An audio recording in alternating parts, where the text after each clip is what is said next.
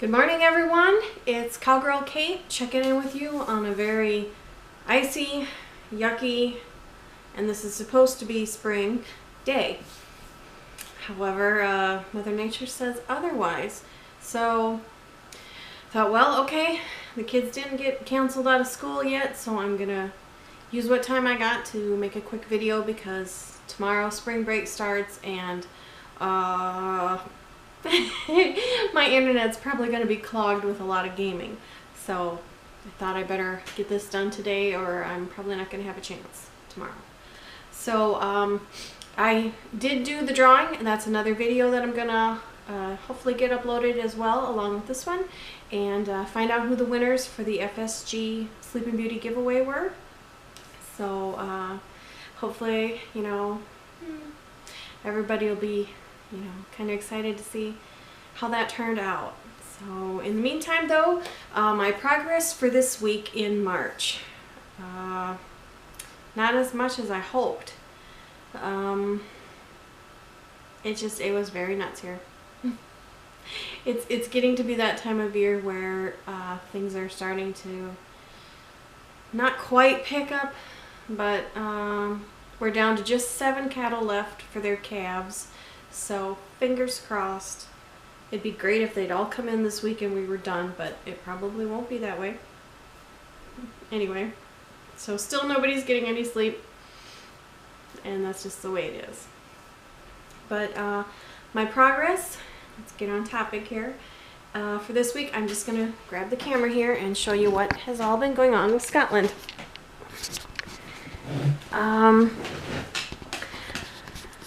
My original intent was to work on this part of the blanket and find out how far over I need to stretch the horse so that I can start the borders and kind of map out just how big this project is going to be. I mean, you can see I got plenty of fabric. It's a pretty big chunk. So no worries that I'm going to have to ruin the project because the fabric's not big enough. But I had invisible progress on him. And what invisible progress is when you miscount and you wind up having a frog visit. And God, I hate sewing frogs. But anyway, I was going happily along out here and had all my gold thread. Actually, this whole section of gold was done. And then I'm winding along my way back and I find I'm off. And I'm like, oh crap. So I was off by a lot because it was off by 1 thread. And God, I hate that. Oh, I so hate that. But anyway, before I knew where my mistake was, I was just kind of going along thinking, okay, he's not big enough. You know, up here, I was thinking, okay, this is a bigger draft horse, and he looks really stupid with such a small rump, so I needed to make the rump bigger in order to make the proportions of the horse fit. So I get out my paper and I'm scribbling away and, you know, trying to chop it up, a copy of the dress so that, you know, it's gonna match or whatever. So I go through all of that headache and start sewing away again because this whole section is wrong. I need to rip out all this yet, and I go through all that headache only to find that no, I had miscounted and just started in the wrong place. So I was off not only by 1 thread but also like 4 or 5 stitches because I missed a gap up in here when I started out my gold threads. I went off of the wrong color instead of the color that I actually had done.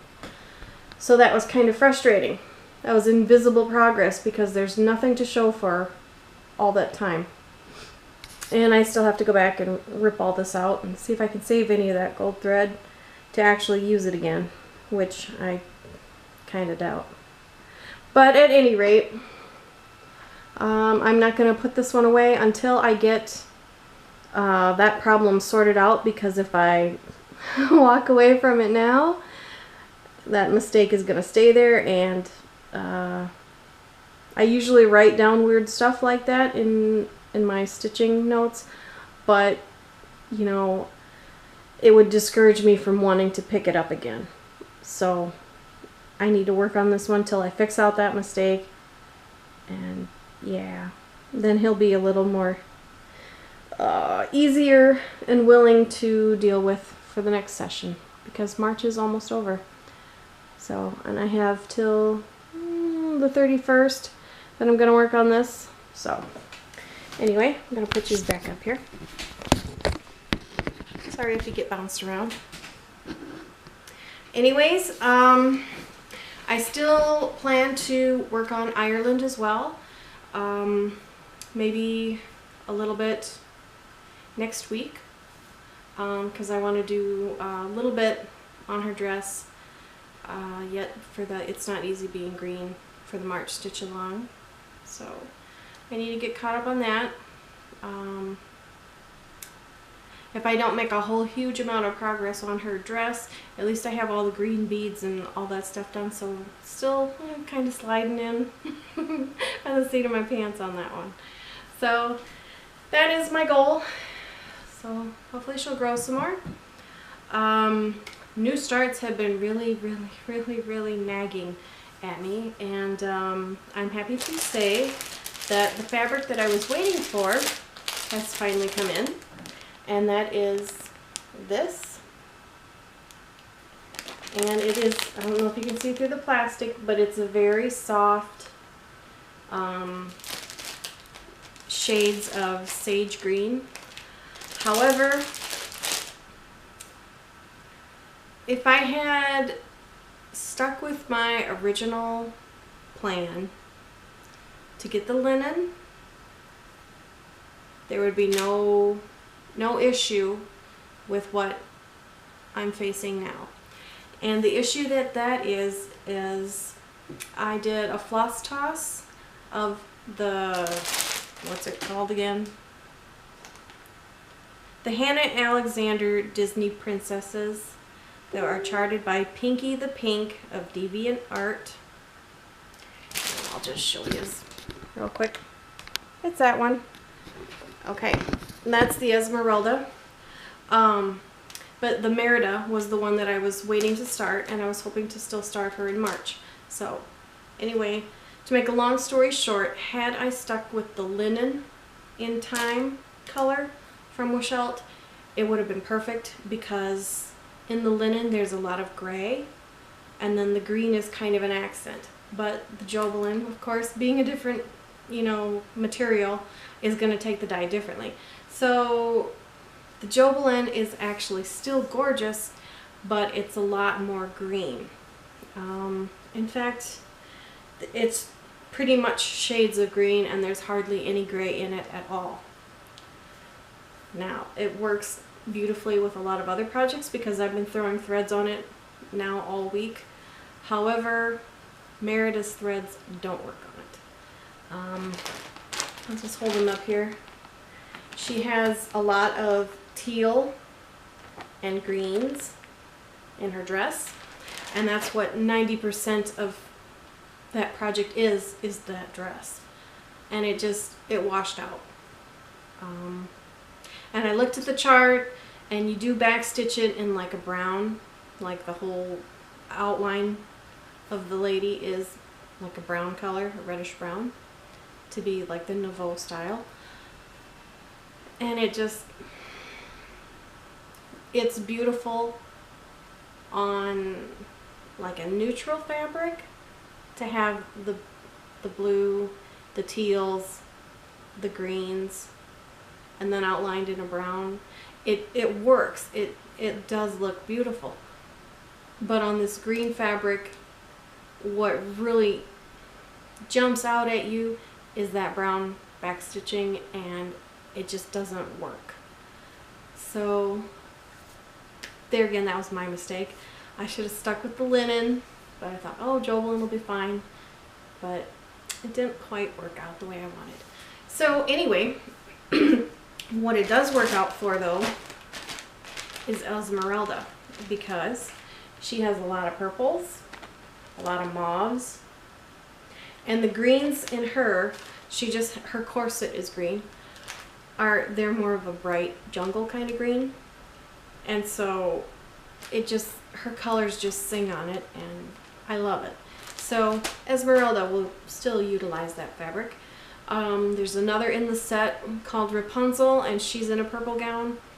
It works beautiful with those colors, so I'm not worried. It was not a waste of money at all, but Merida is not gonna have to go on it.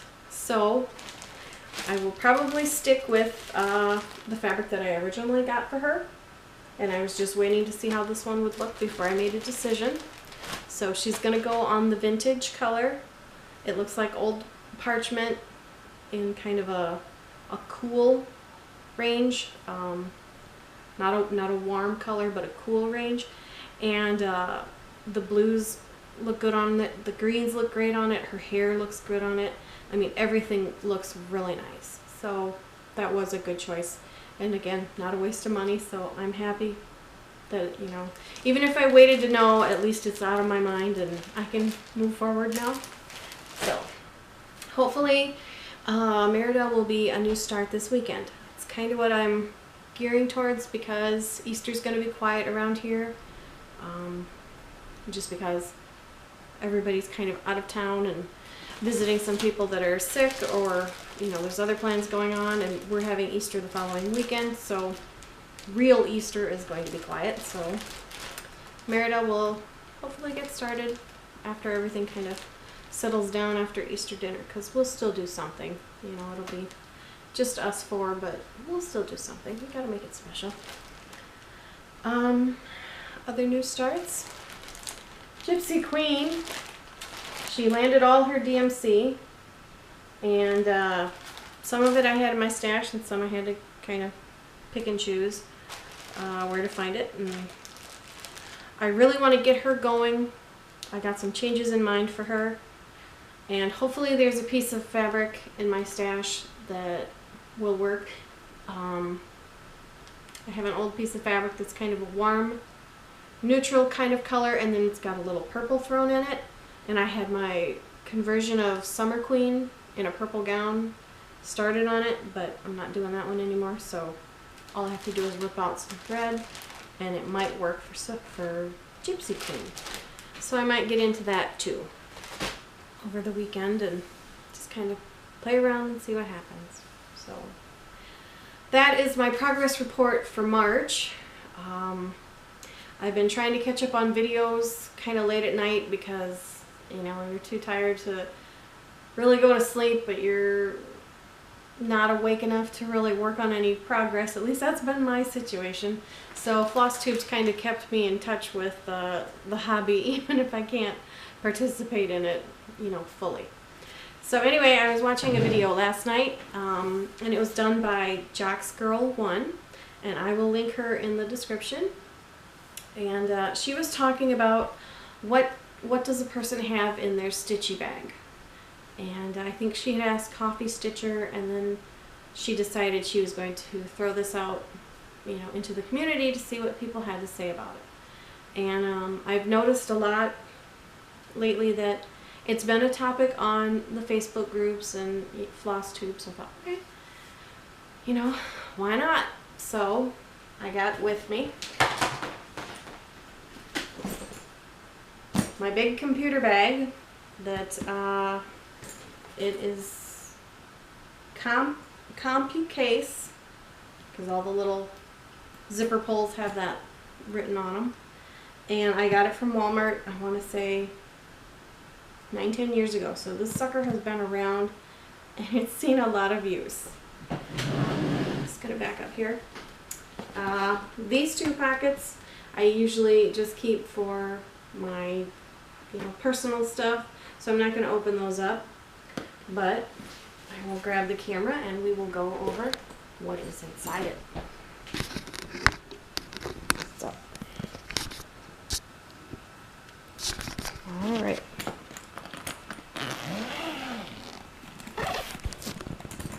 Sorry for the extreme close-ups. Okay, this first pocket pretty much holds all the stuff that you need for like the projects, and it's on the outside so it's easy access.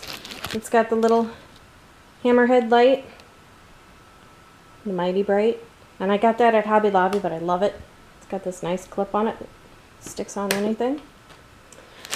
These are the fibers for Fairy Garden, because that's the project in this bag now. You can see down in here I got some highlighters, a couple of pens, a seam ripper because that's what I use on the go so I don't lose my little scissors, and that's white out in case I need to correct a pattern, because a lot of times the lavender and lace Celtic conversions are the travel project, so I need white out in case I screw it up and have to change the pattern. Sorry, I'm trying to get this open. This has all kinds of stuff in here. It's got my beading thread, and I was using that for Ireland, extra needles, Sharpie. This big thing is, I got it in an antique or junk shop or something, but it's got these, I'm just going to set it down. It holds these big needles, and this is the size of needle I needed for the Very Velvet fiber. And that's what my Ireland and Scotland horses have for their bridle. It's got a tape measure, tweezers, all kinds of stuff in there. But anyway, that goes with, because then I know I got everything. And then, as you can see, this side has the 3-ring binder.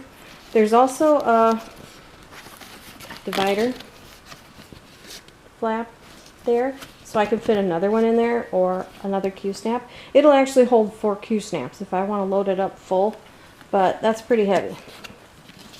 Down here, I got a Q-snap in there, and that's got the Fairy Garden on there. But again, here it's got 2 little pockets, and so stuff just kind of fits in there pretty good. And I mean, I take it everywhere. It's been through hell and back and held up rather nicely. So, and over there I have my pink one, which is not as sturdy as the big black one, but it's alright. It's not as heavy, but it works. So anyway, I'm gonna put you guys back here. That is my progress report and Jocks Girl 1's what's in your stitchy bag kind of presentation. So I want to thank you all for watching. I can't wait for having a slow evening tonight. I hope to work some more on poor Angus's butt and, you know, get that sorted out and catch up on FlossTube. So you guys will all be keeping me company while I suffer a case of the frogs. So until then, see you all later and take care.